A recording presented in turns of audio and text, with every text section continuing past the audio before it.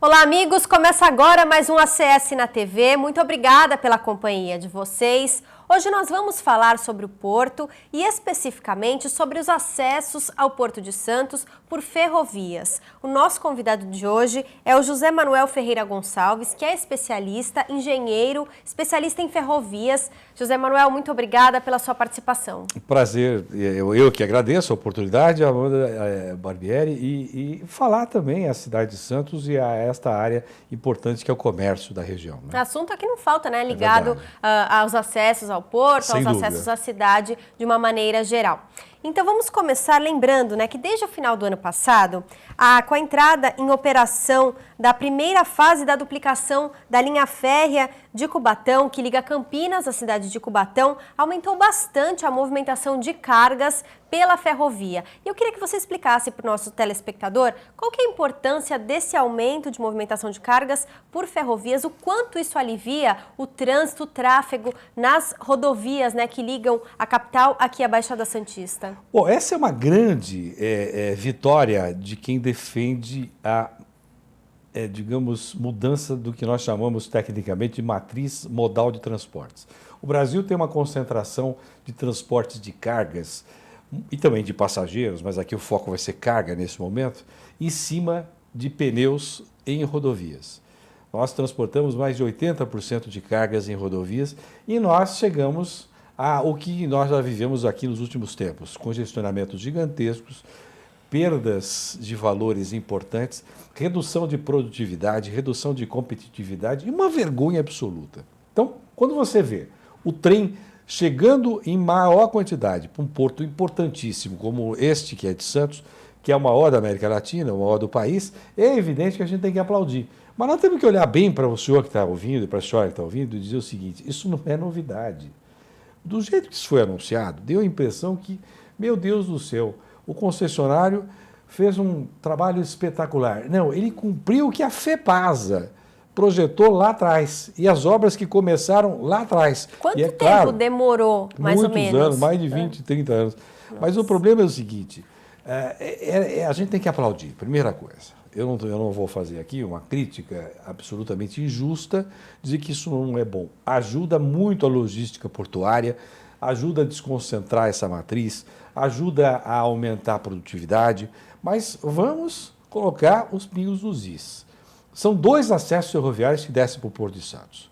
Um, que é o da Cremalheira, que desce em 17 minutos. E outro é o esse que nós chamamos de livre aderência, que é essa da duplicação, vai mais ou menos de um ponto ao outro até descer o porto 1h30. Né? 17 minutos, você diz de onde até onde exatamente? Quando pega no começo da serra, lá em cima, até aqui embaixo, 17 minutos, o outro 1h30. Grosso modo falando. São dois acessos diferentes. Mas o que interessa é que essa duplicação vai trazer mais carga. Mas não basta só duplicar em alguns trechos importantes. É preciso também fazer obras na serra, duplicando a altura dos túneis. O container, por exemplo, que apenas 2% dos containers chegam em cima de trens. Você sabia disso? 98% vão em cima de caminhões, ou chegam em cima de caminhões aqui no porto. Por quê? Para você aumentar, porque é uma logística onde as distâncias são pequenas. O container sai da região do Grande ABC ou da Grande São Paulo, talvez um pouco de Campinas, no mais distante que a gente possa imaginar, e o transporte é num trecho, digamos, ou numa quilometragem pequena, para favorecer o trem. Aí o caminhão acaba tendo vantagem. Para você ter a utilização do transporte em cima de trilhos nessa questão de container, você vai ter que colocar um container em cima do outro, o que nós chamamos de double deck. Mas para isso você tem que ter túneis maiores, túneis mais altos. Então é preciso que a gente cobre isto da concessionária. Aliás, a concessionária vem fazendo alguma coisa, só que vem fazendo isso sem uma fiscalização por parte do que nós chamamos a Agência Nacional de Transportes Terrestres, que é a ANTT. A agência reguladora teria um papel importantíssimo a pressionar isso, para dizer, olha, está tudo bem, mas olha, precisa melhorar aqui, melhorar ali. E, infelizmente, a agência regula muitas vezes apenas aplaudindo o que está sendo feito, sem ter a capacidade, a iniciativa de dizer, olha, alto lá, temos que reduzir isso aqui, aumentar ali, enfim, fazer o que a sociedade imagina que devesse ser feito, em nome dela, a sociedade, através de uma agência reguladora. Mas que é bom, Amanda, está claro, o senhor que está ouvindo, o senhor que está assistindo, é muito bom, mas falta fazer muita coisa. Então, vamos explicar melhor, deixar bem claro. Essa duplicação da linha férrea deve tirar 1.500 caminhões que fariam, né, o transporte por rodovias, contribuindo para eliminar os congestionamentos na serra e reduzir, consequentemente, a poluição. Porém, essa duplicação não vai permitir que 2 contêineres sejam transportados. Eles não fizeram um túnel suficientemente alto para que isso fosse viável. Essa é uma outra etapa que precisa ser feita. Está se pensando, está se projetando, está se começando a fazer, mas é preciso acelerar tudo isso. Então, essa redução que você falou é muito importante. Transportar por trem é mais barato, é mais limpo, é mais seguro, reduz acidentes nas estradas, porque você vai ter uma redução de caminhões, e você não vai tirar o caminhoneiro, porque é um grande drama que muita gente pensa, bom, mas se fizer o trem funcionar, o caminhoneiro vai perder emprego. Não, não vai perder emprego. O que vai ter é que nós temos que utilizar um conceito chamado intermodalidade. Vai ter que funcionar o trem, vai ter que funcionar a hidrovia pelo interior, vai ter que funcionar o caminhão, porque não é possível imaginar que na porta de cada fábrica ou de cada fazenda vai ter ali um trem para passar o trem, ou vai ter, eventualmente, um rio caudaloso para passar um barco. Não, nós vamos ter que ter o caminhão levando até o que nós chamamos de centro de concentração de carga, para que depois isso possa escoar por rio ou por trem, e depois, chegando no que nós chamamos de centro de distribuição de carga, de novo o caminhão passa a ter a sua função. Então, essa intermodalidade, esse conceito precisa ser, de uma forma ou de outra, rapidamente ser vivido no país. Um processo não elimina o outro, não, né? Absolutamente. Precisa racionalizar. O que nós não podemos é ter o transporte, por exemplo, de soja lá de Mato Grosso do Sul, ou de Mato Grosso, até aqui no porto, transportando por mais de 1.200 quilômetros. Quando a carga chega no porto, fica mais barato levar do porto para a China do que trazer de Mato Grosso até o porto. Isso é um absurdo. Com certeza. Isso nós não podemos permitir. E é isso que nós estamos fazendo ainda, infelizmente. José Manuel, e você é autor do livro Despoluindo sobre Trilhos, e eu queria que você falasse um pouquinho sobre essa publicação e sobre a importância para o meio ambiente do transporte por trens, né? Mas já, depois do nosso intervalo. Voltamos na sequência.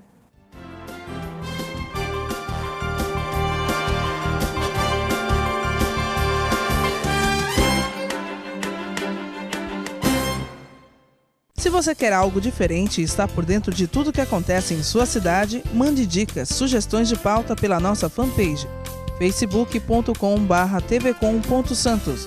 Interaja com a programação da sua TV Com.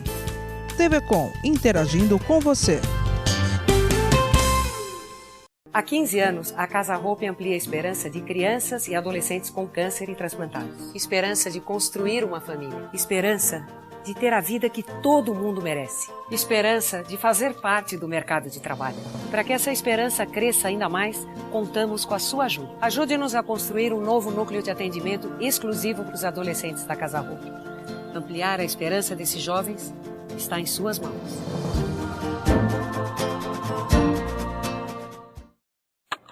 A TV Com traz qualidade e interatividade para a Baixada Santista.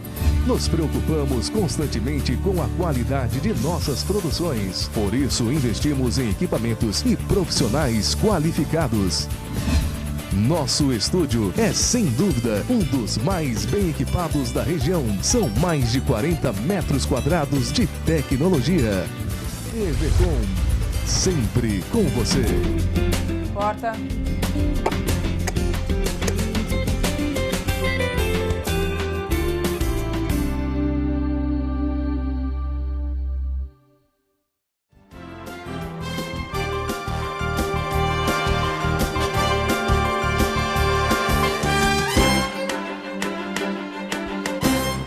Voltamos ao segundo bloco do ACS na TV de hoje. Nosso assunto é o transporte de cargas por ferrovias. Quem está aqui conosco é o José Manuel Ferreira Gonçalves. O José Manuel, que é especialista em ferrovias e também autor do livro Despoluindo sobre Trilhos. Então agora eu gostaria que você falasse um pouquinho sobre essa publicação e sobre a importância, né, do transporte por trilhos, tanto para o meio ambiente quanto para as pessoas, para o dia a dia em grandes cidades como aqui, na Baixada Santista.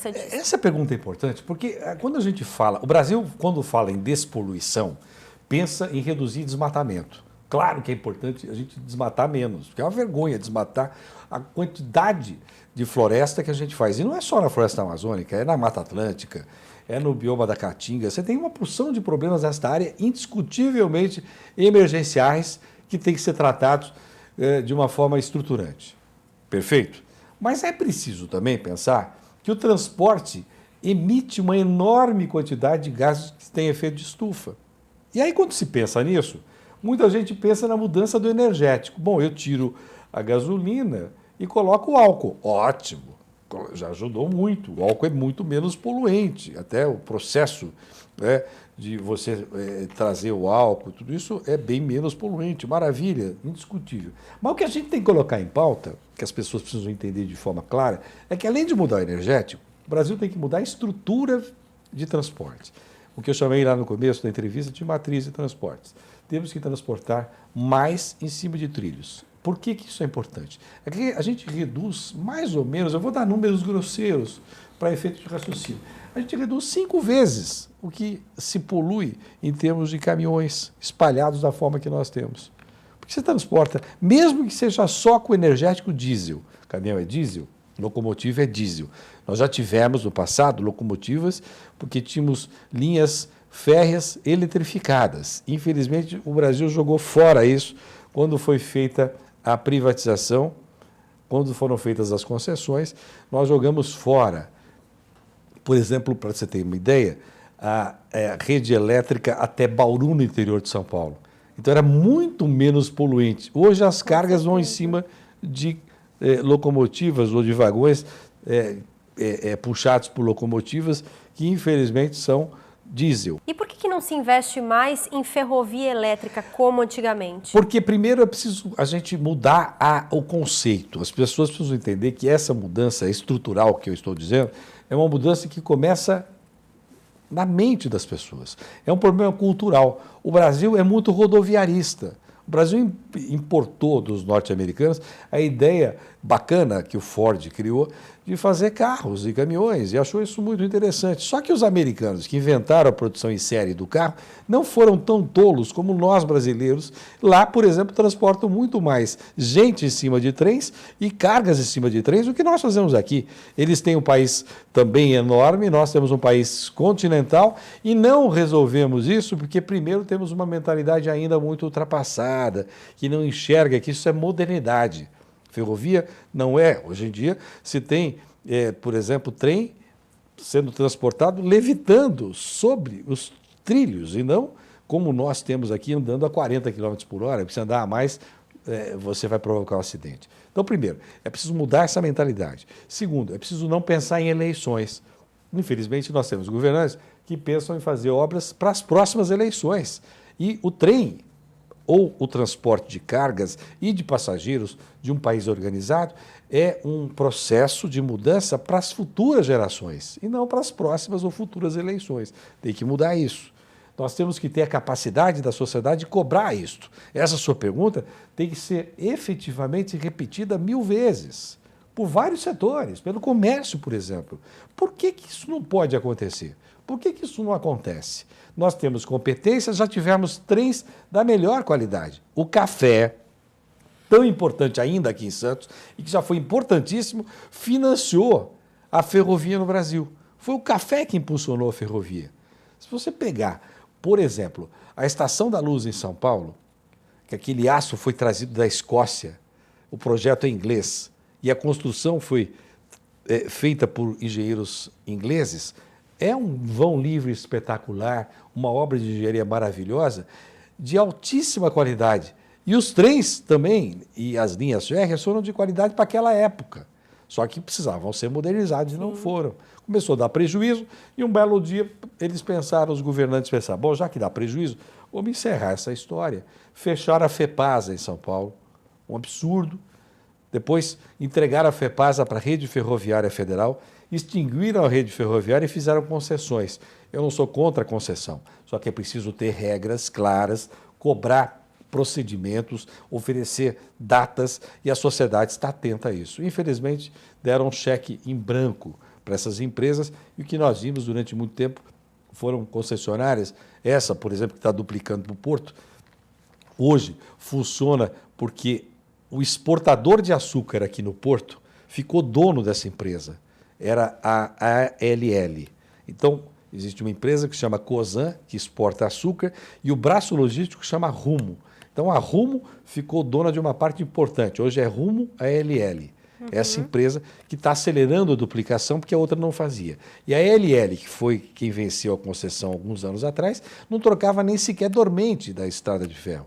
Nós tivemos no interior de São Paulo uma porção de acidentes, inclusive com mortes, porque o trem saía do trilho. Mas saía por quê? Porque não tinha a preocupação com sinalização, a sinalização era deficiente, você não trocava... O dormente, para se ter uma ideia, grosso modo falando, para que todos entendam, é como se fosse o sapato. Imagine, o sujeito começa a andar claudicante. Isso não pode. Eu estou aqui simplificando bem para que se entenda direitinho. Então, é preciso. Agora, porque eu não sei se respondi com todo esse volume de informações, mas é um processo. Primeiro é a sociedade tomar conhecimento do que acontece. Nós não temos ministro de transportes para valer há décadas no país. Nós temos ocupantes de cargos, mas que entenda disso, não temos. Nós não temos projetos. Bom, alguém outro dia me perguntou, mas enquanto não tem dinheiro, o que a gente faz? Façam projetos. Porque, de fato, acabam sendo tomadas medidas emergenciais, em cima de medidas emergenciais, e, de fato, não é feito um projeto que vá mudar, que vá modificar, de fato, toda essa questão, tanto a do trânsito quanto da poluição, transferindo, né, o transporte pelas rodovias para o transporte ferroviário, seja ele pelas máquinas que estão funcionando atualmente, seja ele por transporte elétrico, ferroviário elétrico. Mas, e mesmo usando as hidrovias, como eu disse a você. Também. Ter todo um processo, eu preciso fazer um planejamento. Mas o Brasil faz coisas espetaculares. Nós temos uma ferrovia chamada Ferrovia Norte e Sul, que a Presidente da República, há cerca de 1 ano e 8 meses atrás, inaugurou 855 quilômetros de Palmas do Tocantins a Anápolis, em Goiás, e não passa um grão de mercadoria. Sabe por quê? Porque não sabe operar. A ferrovia não foi feita a concessão da operação ferroviária, ou seja, o erário público pagou, nós investimos dinheiro nosso, do sacrifício do Brasil, do trabalho do trabalhador brasileiro, né, das empresas do Brasil pagando impostos, e depois não usa. Então, nós temos coisas brilhantes. É a má gestão, né, que péssimo. Acaba prejudicando, sem dúvida, em grande parte, as maiores questões de todo o país, né? Nós voltamos já para o terceiro e último bloco do ACS na TV. Até já!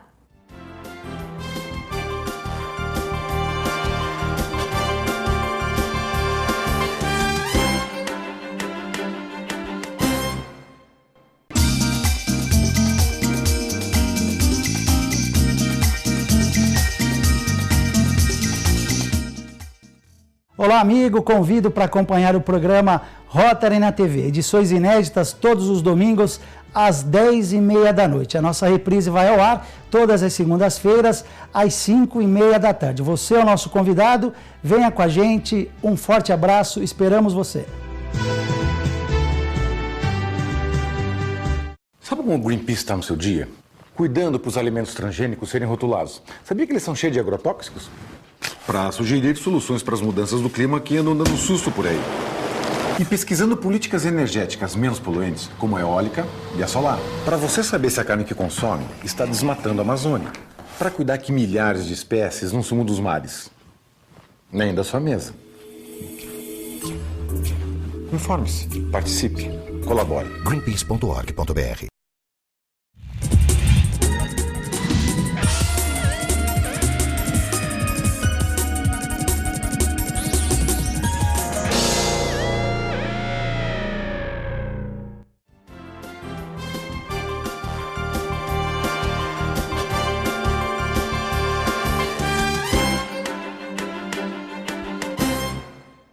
Voltamos ao terceiro e último bloco do ACS na TV de hoje. Nosso assunto é transporte em ferrovias. Quem está aqui conosco é o engenheiro José Manuel Ferreira Gonçalves, que é especialista nesse assunto. José Manuel, você havia comentado comigo que também as questões de segurança podem ser, vamos dizer assim, não influenciadas, mas questões de segurança também estão ligadas ao transporte por rodovias, como, por exemplo, o que aconteceu no porto do lado de Guarujá recentemente, aquele vazamento de gás tóxico, e inclusive o incêndio lá na Lemoa, que também prejudicou bastante não só a cidade de Santos, mas as cidades vizinhas. E em que isso poderia, esse transporte por trilhos, por ferrovias, poderia ajudar em casos emergenciais, em casos de segurança, como esses dois acidentes que ocorreram aqui na região? Amanda, a gente deve pensar esse assunto em 2 ou 3 níveis diferentes. Primeiro, vamos conceituar que o transporte sobre trilhos pode ser um facilitador do escoamento de mercadorias para o porto, saindo do porto e chegando ao porto, mas também o transporte de passageiros é muito importante em toda a região. Isso a gente tem que incentivar. E a gente, num outro nível, pode pensar em prevenção ou pode pensar nas ações que devem ser tomadas a partir do acidente ou dos incidentes já constituídos. Preventivamente, se você tiver maior fluidez no trânsito, é por isso que eu falei de passageiro, que é importante, porque a ambulância, imagine num acidente, não é? Na hora que você tem que fazer escoamento, chegar a ambulância, trazer ferido para um hospital, interditar trechos importantes para a polícia passar e tudo mais, você está tudo congestionado, isso dificulta. Se você tiver uma estrutura de ferrovia ou de transporte sobre trilhos para passageiros e para cargas, é claro que você vai ter maior possibilidade, digo aí, espacialmente, chegando à região como um todo, de poder organizar tudo isso. Muito bem. Isso preventivamente. Então, é aí o tal do projeto que eu falava a você antes. Então, você tem que olhar a região de cima, olhar para onde essas cargas estão, de onde elas estão vindo, para onde elas estão indo, de que maneira as pessoas estão digamos, sendo transportadas ou estão se movimentando aqui, de suas casas aos seus trabalhos, enfim, atividades de lazer e tudo isso. Organizar isso de uma maneira inteligente. Isso está faltando e precisa ser feito.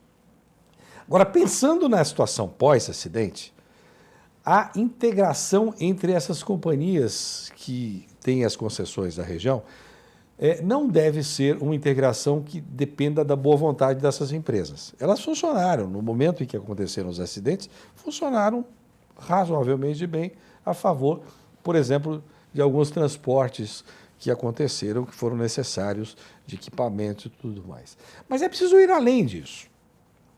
É preciso integrar o sistema de defesa ao sistema ferroviário, porque é preciso que, numa hora dessas, você tenha o transporte de equipamentos do combate a incêndio. Você tem uma porção de equipamentos importantes. Sim. Você precisou de espumas, você precisou não só de água, você precisou de uma porção de coisas.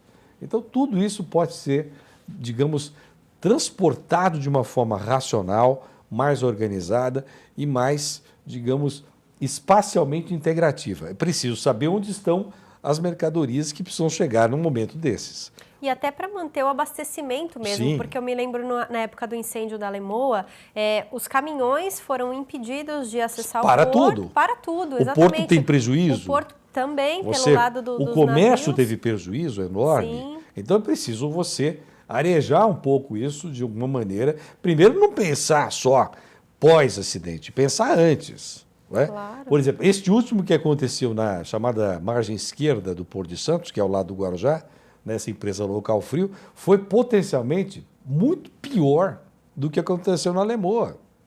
Nós sabemos, e pouca gente fala sobre isso, e eu assumo que estou falando, os produtos ali estavam armazenados por clientes e não pela sua periculosidade, como a norma internacional determina. Por isso que você tinha fumaça trocando de cor, porque eram produtos diferentes que estavam sendo queimados na medida que o incêndio ia acontecendo. Isso não pode continuar acontecendo. A ferrovia e, digamos, a maneira mais racional de atuar precisa estar integrada num sistema de defesa, num sistema de proteção. Nós temos o maior porto do país, nós temos uma quantidade enorme de pessoas vivendo, trabalhando. O turismo das cidades da região precisam ser tratados de uma maneira prioritária, que afinal de contas tem um papel preponderante. O turismo, não só o turismo de visitantes de um dia, mas o turismo, por exemplo, de negócios. Santos hoje é uma grande área, muito próxima de São Paulo, é uma grande área de visibilidade do turismo de negócios. Então, o que não pode é alguém lá de fora, ao saber de um acidente na proporção que ele aconteceu e na proporção que ele poderia ter se agravado em função disso que eu disse, dessa quantidade de materiais próximos que estavam pegando fogo, e alguns que felizmente não pegaram fogo, mas que poderiam pegar fogo, e aí a proporção seria ainda maior. Tudo isso precisa ser pensado, porque é um dano que é imaterial, que é o dano material que você calcula. Bom, nós perdemos isso. Bombeiro, por exemplo, perdeu equipamentos do combate a esses gases tóxicos, a esse material que ali estava em combustão, perderam. Então, isso é material. Bom, perdemos isso. Mas e a perda da imagem? E o medo das pessoas? E o dano moral de todo mundo? Esse dano moral coletivo? Muita é preciso, né, que as autoridades tenham consciência de organizar essa situação. Por exemplo, se de fato eles estavam fazendo uma logística errada, que seja fiscalizada e que seja cobrado por parte das autoridades. A gente vê uma desorganização por parte dos órgãos competentes de não só fiscalizar, mas também de cobrar para que as coisas sejam feitas da maneira correta, né? E, Amanda, dá prazo para isso. Com o que certeza. não funciona é o seguinte: o sujeito vai dizer, não, eu vou fazer o melhor que eu puder um dia. Não, não tem que fazer num dia, não. Tem que Você vai fazer ter que fazer agora, num né? prazo bonitinho, vai combinar este prazo, a sociedade tem que cobrar. Eu conclamo sempre a Ordem dos Advogados do Brasil, Seção de Santos, tem lá uma comissão. Eu também sou advogado, participo dessa comissão pela Ordem e não fui nessas últimas reuniões, mas eu sei que tem muita gente séria e competente lá, trabalhando. Eu participo como também engenheiro, eu fui até conselheiro do CREA, e o CREA tem se reunido também para organizar tudo isso. São entidades importantes, o CREA tem, assim como a Ordem, um papel muito importante na fiscalização até do exercício da atividade profissional. E eu pergunto, tem engenheiro suficiente? Claro, mas tem engenheiro responsável nessas empresas? Bom, essa é a grande questão, aqui o nosso né? tema é ferrovia.